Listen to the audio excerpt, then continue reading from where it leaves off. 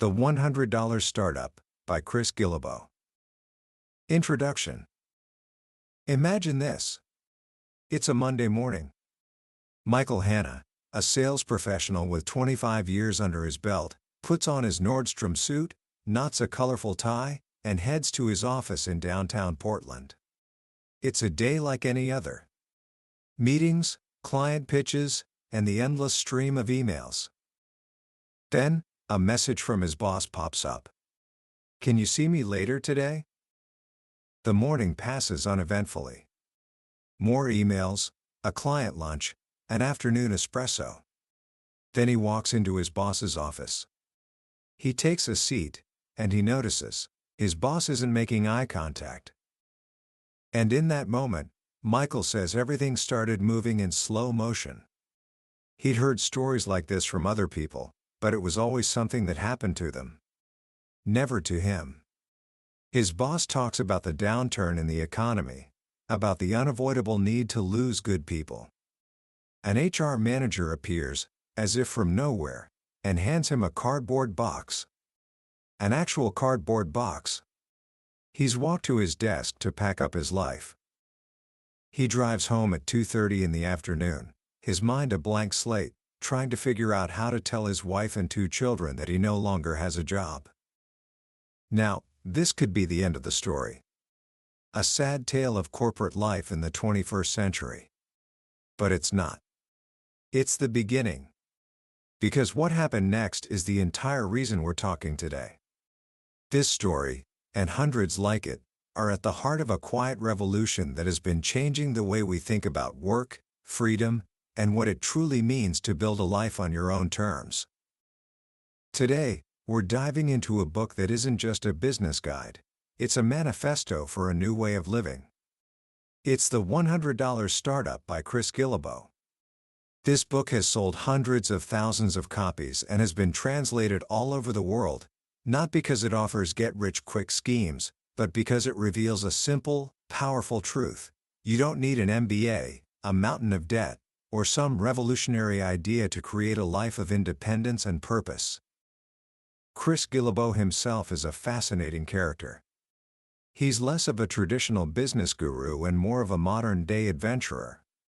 On a quest to visit every country in the world, all 193 of them, he ran his businesses from airport lounges, cheap apartments, and cafes across the globe. Along the way, he discovered he wasn't alone. He kept meeting these unexpected entrepreneurs, regular people who had quietly opted out of the traditional career path and built small, profitable businesses around the things they loved, often for less than the cost of a fancy dinner. So he began a massive study, collecting data from over 1,500 of these micro-entrepreneurs to decode their secrets. What he found is the blueprint we're going to explore today. And my promise to you is this: by the end of our time together, you will understand that the path to starting your own venture is far more accessible than you ever imagined. You will have a clear, actionable framework for turning a skill you already possess into a source of income and freedom. This isn't about vague ideas, it's about a proven model for rewriting the rules of work. So, let's get started. Book summary.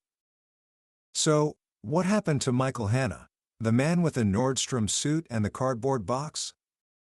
After the shock wore off, he fell into the grim routine of unemployment. The job search was brutal. He was highly qualified, but so was everyone else pounding the pavement. The world was changing. Then one day, a friend who owned a furniture store called him with a strange proposition. "I've got a truckload of closeout mattresses," he said. "No use for them. You could probably sell these things one at a time on Craigslist and do pretty well." The idea sounded crazy. Michael knew nothing about mattresses, except that the stores that sold them always felt a little seedy and high pressure. But nothing else was happening. He called his wife. "Honey," he said, "it's a long story, but is it okay if I buy a bunch of mattresses?" He found an old abandoned car dealership and convinced the landlord to let him set up shop in the showroom. And a funny thing happened. The mattresses started selling. The biggest problem he had was that customers kept asking him for advice on which mattress to buy. He had no clue. But he knew one thing: he wanted to create a welcoming place where people weren't hassled. After the first truckload sold out, Michael took the plunge. He studied up on the industry. His wife built a website. And then they did something that put them on the map in a city like Portland. They offered the industry's first ever mattress delivery by bicycle. A friend built a custom bike with a platform on the back that could hold a king-size mattress. It was quirky, it was memorable, and people loved it. 2 years after being fired, Michael was cleaning out his closet when he spotted that old Nordstrom suit. He hadn't worn it, or any suit, a single time since that day. He took it off the hanger, carried it out to his bike, and dropped it off at Goodwill on his way to the mattress store. He says now, "I went from corporate guy to mattress deliveryman, and I've never been happier." Michael's story is the perfect entry point into the world of the $100 startup, because it shatters the myths we've been told about what it takes to start a business. He didn't write an 80-page business plan. He didn't go begging for a bank loan.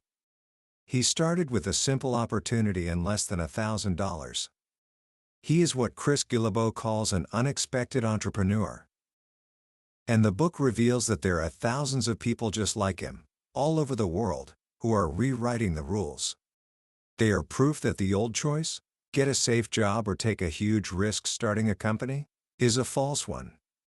In today's world, that safe job might be the riskiest path of all. The new safe road is learning to go out on your own. So how do they do it? The entire book boils down to two guiding principles: freedom and value. Freedom is what we're all looking for. The ability to control your own time, to work on projects you care about, to build a life that is truly your own. Value is the way you achieve it. This is the most important lesson, and we'll come back to it again and again. You don't get freedom by wishing for it. You get it by creating something useful for other people. As Chris puts it, value is created when a person makes something useful and shares it with the world. The people in this book didn't get lucky. They succeeded because they found a way to create value. Often, this happens at the intersection of something they love to do anyway, a passion, a hobby, a skill, and what other people are willing to pay for. Chris calls this the principle of convergence. Imagine two overlapping circles. One circle is labeled your passion or skill. This is what you're good at, what you enjoy, what you could talk about for hours. The other circle is what other people care about. This is what the world needs, the problems people have, the desires they want fulfilled. Not everything you're passionate about is marketable. I might be passionate about eating pizza, but no one is going to pay me to do it. But in that small, overlapping space between the two circles, where your passion meets a genuine need in the world, that's where a microbusiness can thrive. That's the sweet spot. That's convergence. This single idea is the foundation for everything else. You must find the overlap between what you care about and what other people are willing to spend money on. This leads us to the second core idea, which is so simple yet so profound. Chris calls it, give them the fish. He tells a story. Imagine you go to a nice restaurant on a Friday night. The waiter tells you the special is a delicious salmon risotto. You order it. A few minutes later, the chef comes out to your table. "I understand you've ordered the risotto," she says. "Well, it's a bit tricky to make. Tell you what, you wash up and meet me back in the kitchen. I'll teach you how to do it." You'd be confused, right? You didn't go to the restaurant to take a cooking class. You went there to relax and have someone take care of everything for you. You went there to eat the fish, not to learn how to fish. The old saying, give a man a fish, he eats for a day. Teach a man to fish, he eats for a lifetime, might be good advice for charity, but it's usually terrible advice for business.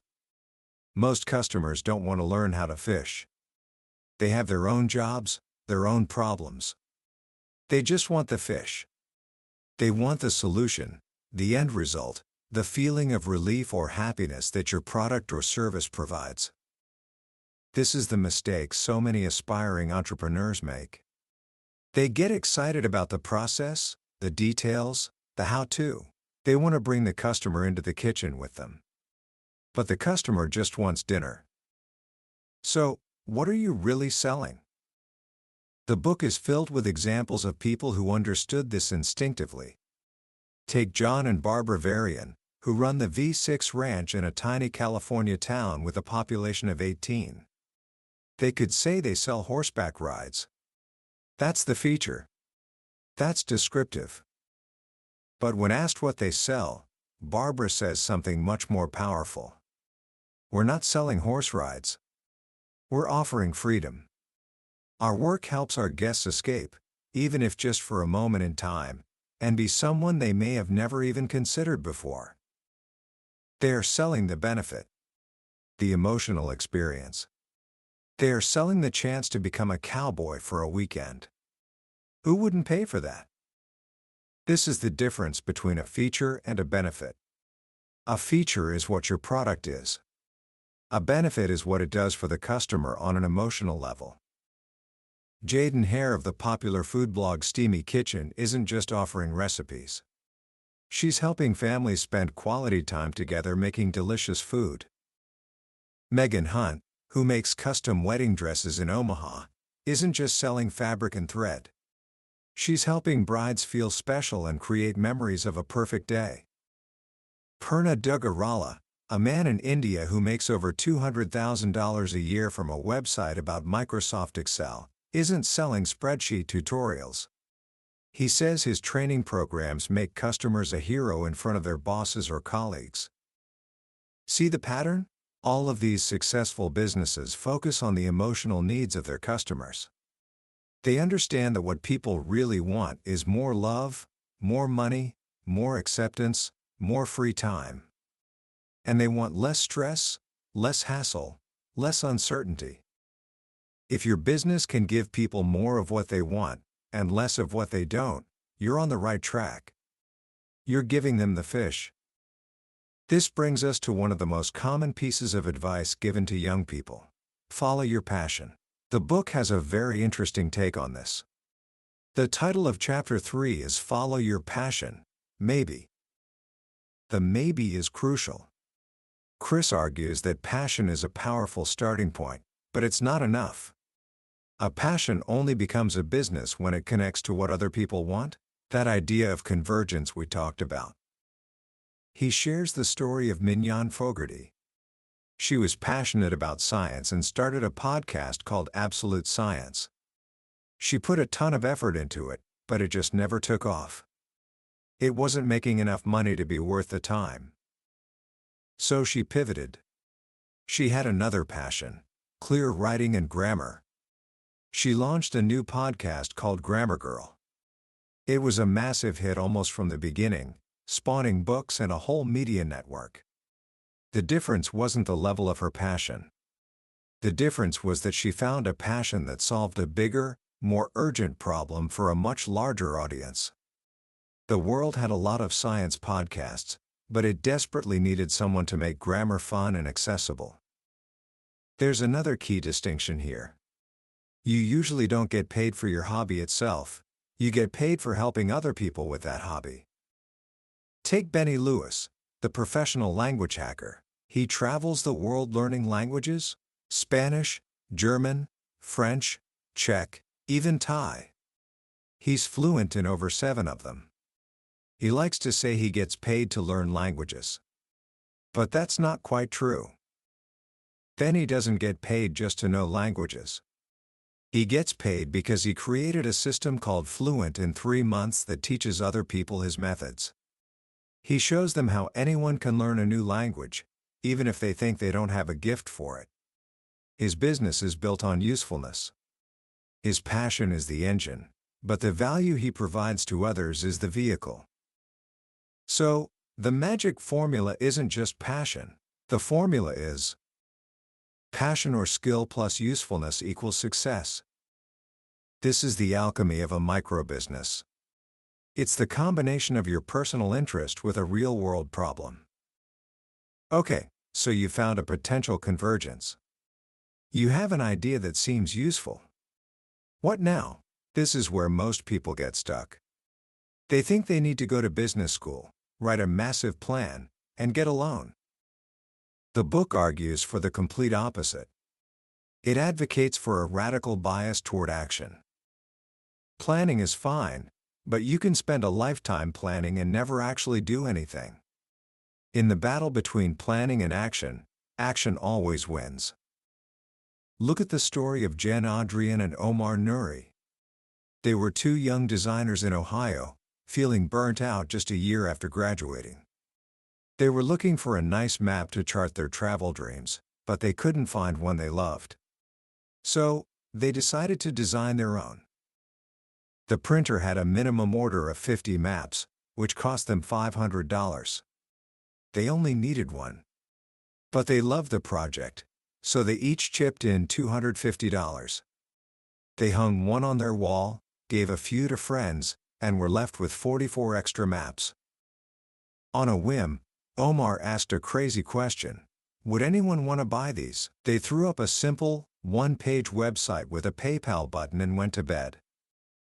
The next morning, they had their first sale. Then another. Then, thanks to a mention on a popular design blog, they sold out their entire stock in 10 minutes. Their inbox was flooded with people begging for a reprint. That little side project, born out of a personal need and started with almost no planning, became their full-time business. These are things. Their story is a perfect example of the $100 startup model in action. 1. Start with a marketable idea. It doesn't have to be revolutionary. It just has to be useful. Don't think innovation, think usefulness. 2. Keep costs low. They started with just $500. Most businesses in the book started with less than $1,000, and many with less than $100. 3. Get the first sale as soon as possible. That first sale is a powerful motivator. It's proof that you've created something of value. 4. Market before you manufacture. They tested the market with the maps they already had. You can even test an idea before you create the product, just to see if there's demand. 5. Respond to what happens. The market told them, "We want more maps." So, they made more maps. You don't need a formal business plan. In fact, the book offers a one-page business plan. It's just a series of simple questions. What will you sell? Who will buy it? How will it help people? What will you charge? How will customers learn about it? That's it. It forces you to get to the core of your idea without getting bogged down in unnecessary details. The goal is to get started now. And once you have something to offer, you need to get the word out. The book has a fantastic chapter on this called Hustling, the Gentle Art of Self-Promotion. The title of the chapter says it all. Advertising is like sex, only losers pay for it. The vast majority of the businesses studied grew through word of mouth, not paid advertising. But that doesn't mean they just sat back and waited. They hustled. What is hustling? It's the ideal combination of work and talk. A charlatan is all talk and no substance. A martyr does great work but is unwilling or unable to talk about it. A hustler does great work and then finds authentic, non-sleazy ways to let people know about it. How do you do this?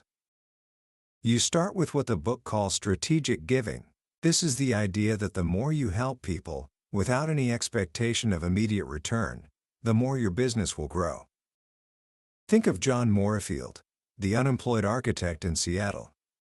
He set up a booth at a farmer's market with a sign that read, 5-cent architecture advice. For a nickel, he would offer professional advice to anyone who asked. This was a brilliant form of marketing.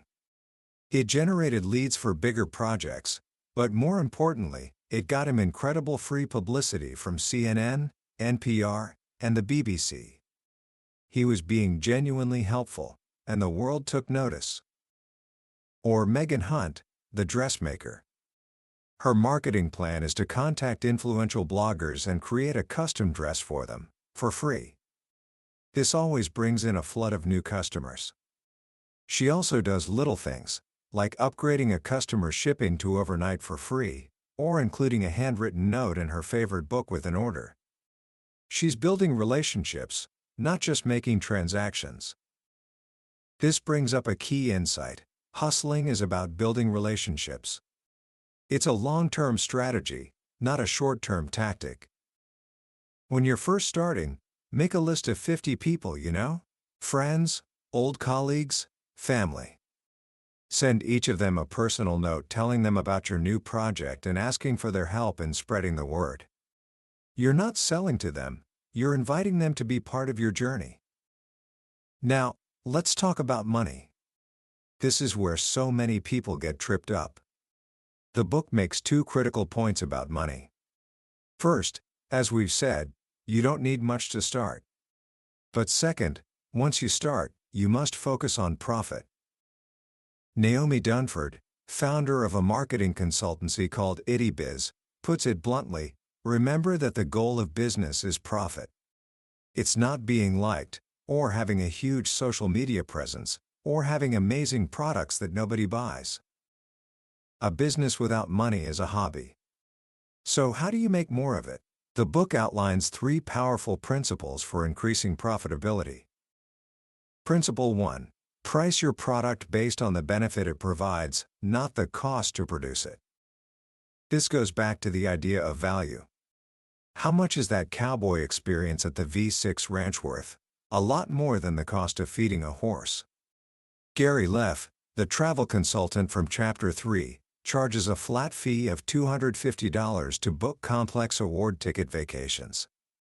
Sometimes it takes him 2 hours, sometimes it takes him 10 minutes. But his customers don't care about his time. They care about the $5,000 first-class trip he just got them for free using their miles. The value is immense, so the price feels like a bargain. Don't compete on price. Compete on value. Principle 2. Offer a limited range of prices. Never offer just one price. Why? Because when you offer one price, the customer's question is, should I buy this or not? But when you offer 3 price points, say, a budget version, a standard version, and a premium version, the question changes. It becomes, which one should I buy? This is the Apple model. You can get the entry-level iPhone, the mid-tier, or the Pro Max. Some people will always buy the most expensive option. Most will choose the middle. But by offering a choice, you dramatically increase your average sale price. Principle 3. Get paid more than once for the same thing. This is the magic of recurring revenue. Subscriptions, memberships, continuity programs. Think of Netflix. You don't just buy one movie, you pay every month for access. This creates reliable, predictable income. Almost any business can create a recurring revenue stream. There are Pickle of the Month clubs, Dog Treat of the Month clubs, Cupcake of the Month clubs. Brandon Pierce, the piano teacher we met earlier, didn't just sell software. He created a subscription service, Music Teacher's Helper, that brings in over $30,000 a month because thousands of teachers pay him a small fee every single month. This model is incredibly powerful for building a stable, long-term business.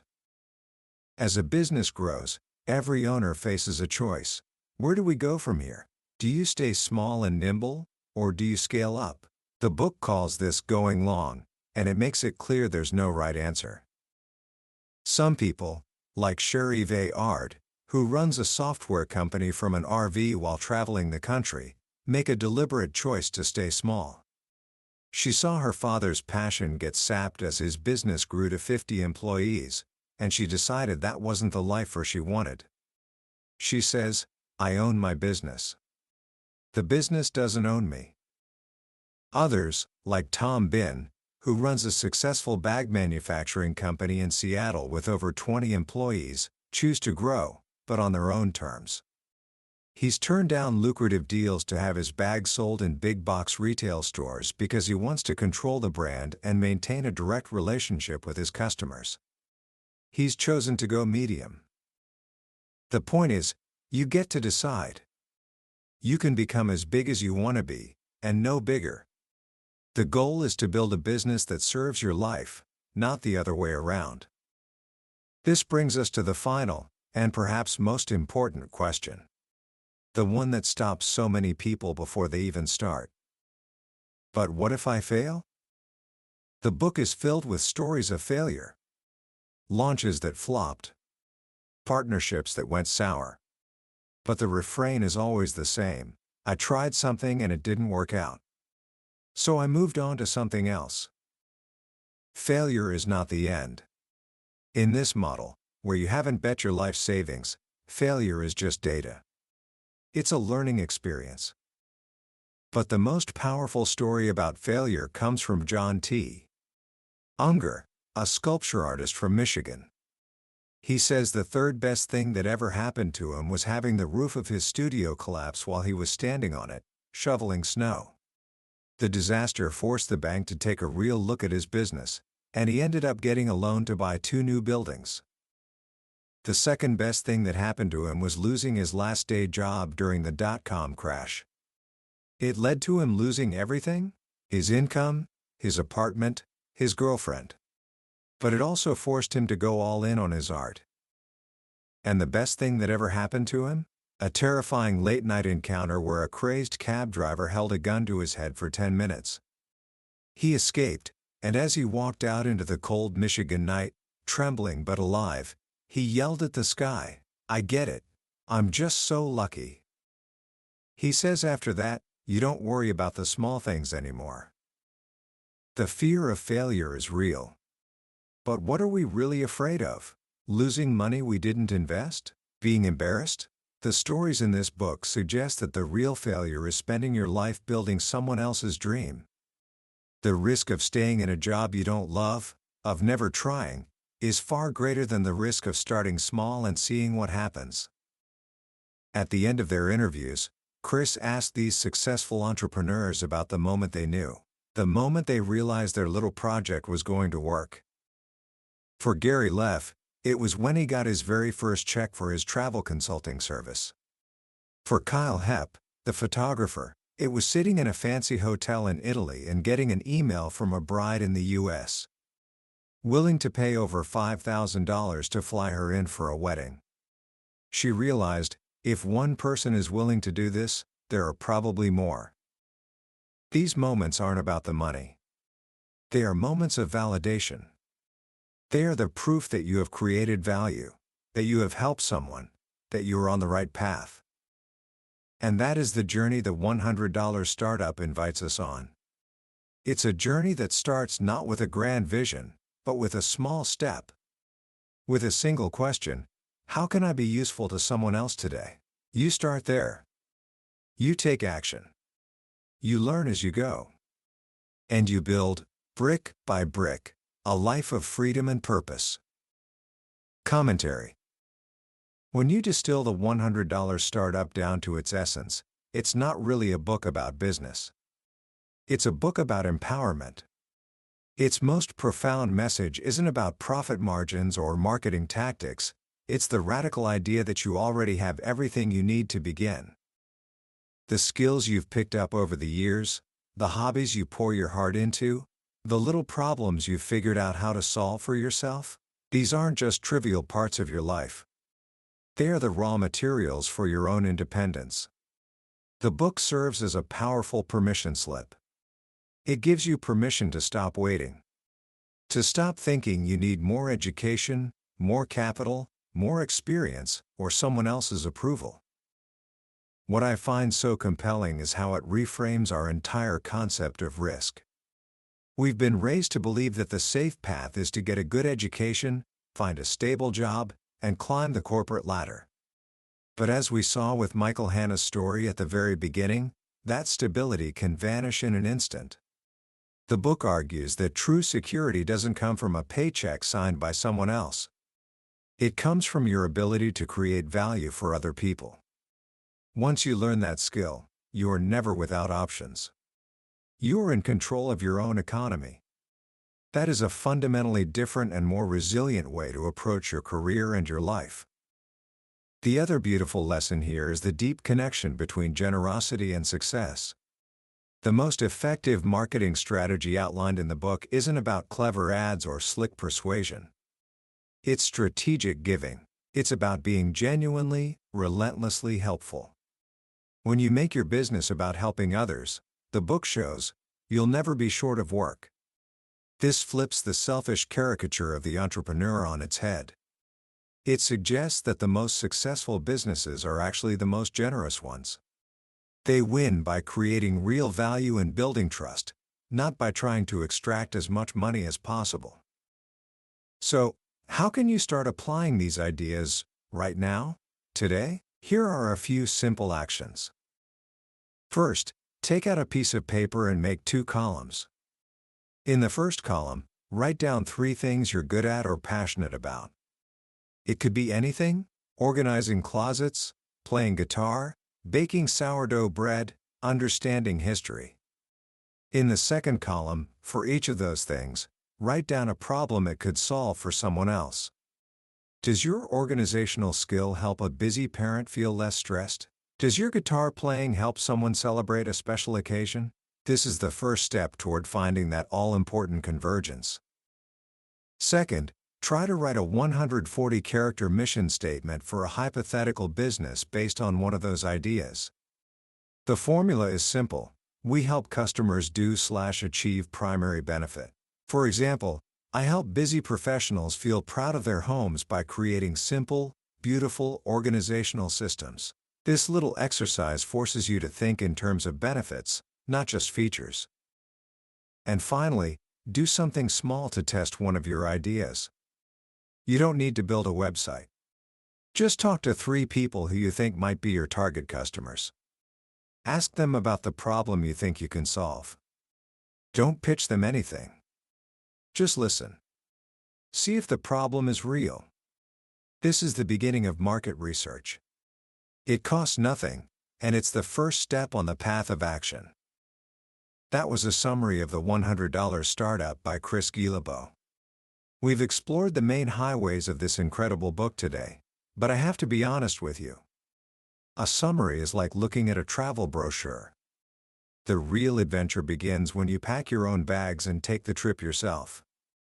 The true power of this book isn't just in the concepts, it's in the dozens of specific, inspiring stories that make you believe, deep down, that this is possible for you. This summary is your map, but if anything we've talked about today has sparked a fire in you, I urge you to get a copy. Reading it isn't just about learning. It's an experience that can fundamentally change how you see your own potential and your place in the world. The link to the book is in the description below. Also, if you found this journey valuable, please take a moment to click that like button and subscribe to the channel. It lets me know that we're on the right track, and it ensures you won't miss our next exploration into another life-changing book from the billionaire's bookshelf.